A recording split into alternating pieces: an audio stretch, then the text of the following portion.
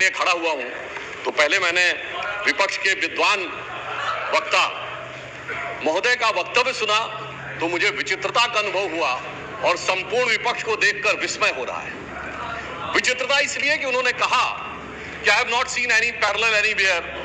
तो मैं भी कहना चाहता हूं ये पहली बार ऐसा हो रहा है कि किसी देश की राष्ट्रीय राजधानी में उस देश की केंद्र सरकार की शक्तियां उससे अधिक शक्तियां किसी और की होनी चाहिए। मेरे विचार से दुनिया में ऐसा कोई दूसरा उदाहरण देखने को नहीं मिलेगा। So I support what Abhishek Manu Singhvi ji has said, I am unable to find parallel anywhere in the world. दूसरा विषय जो मैंने कहा कि विस्मय का अनुभव क्यों हो रहा है, अभी देखिए उन्होंने 2 बार सुपर सीएम प्रयोग किया कॉन्स्टिट्यूशनल पद पर बैठे हुए व्यक्ति के लिए, मगर महोदय इस देश ने बगैर संवैधानिक पद पर बैठे हुए सुपर पीएम 10 साल तक देखा है। और मैं ये कह रहा हूं कि अभी मैंने कितना सुंदर सामंजस्य देखा कि उन्होंने कहा कि समय कम हो रहा है तो आम आदमी पार्टी वालों ने कहा हम भी समय देने को तैयार हैं।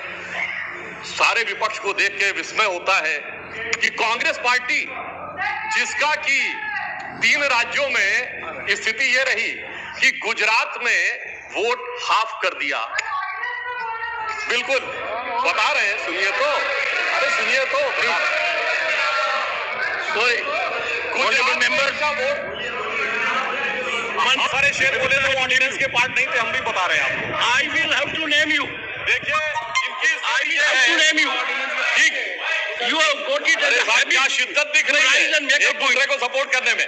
देखिए इनकी स्थिति ये है, Gujarat we want decorous debate here. Doctor said many things, maybe digestible, maybe indigestible. Dr. Sudhanshu Trivedi, मैं सिर्फ ये कहना चाहता हूं कि गुजरात में कांग्रेस का वोट हाफ कर दिया, पंजाब में इनका स्विच ऑफ कर दिया, दिल्ली में साफ कर दिया और आपने इनको माफ कर दिया। और उसके माफी के बाद भी मुझे लगता है अभिषेक मनु सिंघवी जी ने कहा था तो मैं भी ये कहना चाहता हूं, आप साथ में आए हैं दिल्ली के इस बिल पे, दिल्ली की जनता के लिए आए हैं या किसी और कारण से आए हैं, ये दिल्ली की समझदार जनता समझती है। तो मैं भी एक पंक्ति कहना चाहूंगा कि शाम तक सुबह की नजरों से उतर जाते हैं, इतने समझौतों पे जीते हैं कि जमीर भी मर जाते हैं। अब यह एक संवैधानिक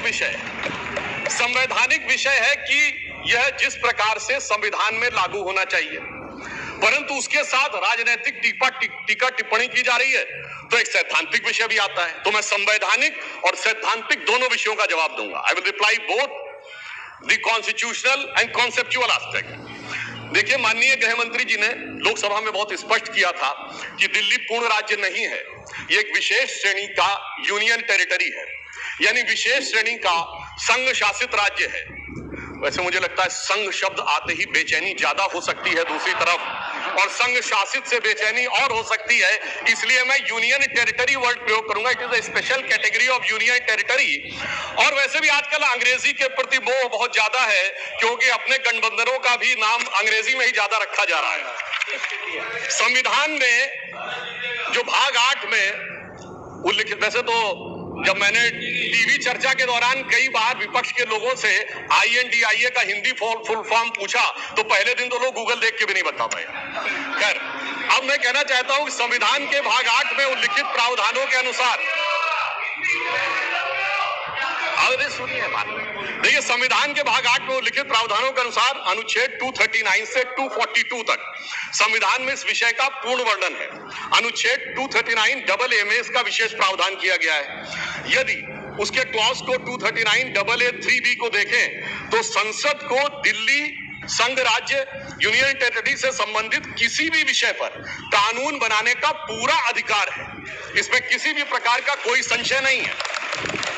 सर्वोच्च न्यायालय के जिस निर्णय का बार बार उल्लेख किया जाता है और हमारे विरोधी उसको अपने हिसाब से प्रयोग करते हैं, उसमें भी बहुत साफ देख लें कि 105 पेज के उस निर्णय में कहीं पर भी सर्वोच्च न्यायालय ने संसद के द्वारा दिल्ली के बारे में कानून बनाए जाने के विषय के ऊपर किसी प्रकार की कोई टिप्पणी नहीं की है।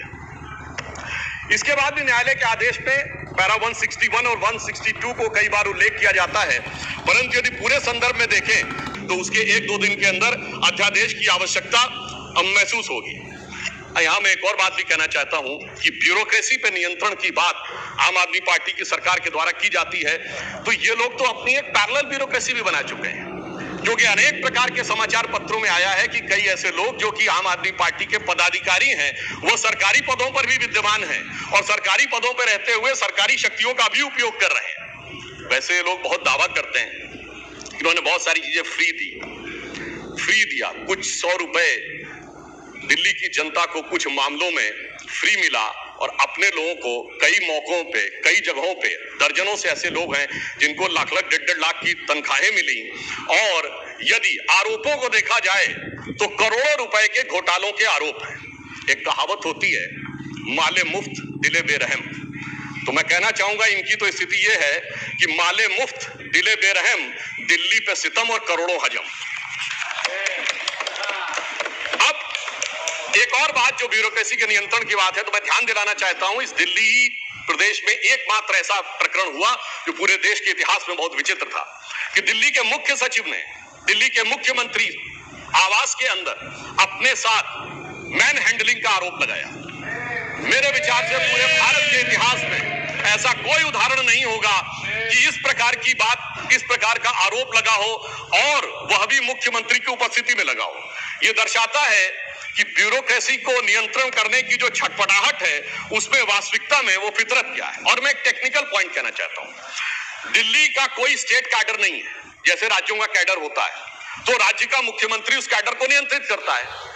जो आईएएस और आईपीएस अधिकारी होते हुए यूनियन टेरिटरी कैडर में आते हैं, जब वो सारे राज्यों में, सारी केंद्र शासित राज्यों में उनका स्थानांतरण हो सकता है, तो मैं आपके माध्यम से विपक्ष से पूछना चाहता हूं कि यदि दिल्ली के एक अधिकारी का ट्रांसफर गोवा होना है और दिल्ली के सीएम की उस पर एब्सोल्यूट अथॉरिटी होगी तो यह कैसे संभव हो सकता है। इसलिए यह आवश्यक है कि इस विषय के ऊपर केंद्र सरकार की शक्तियां परिभाषित।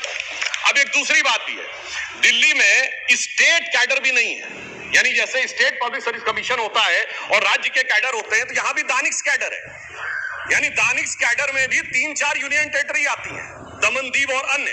अब दानिश कैडर के एक अधिकारी की जरूरत यदि अंडमान में या दमन दीव में भी होगी और दिल्ली का मुख्यमंत्री यह तय करेगा, तो क्या यह संवैधानिक दृष्टि से उचित है।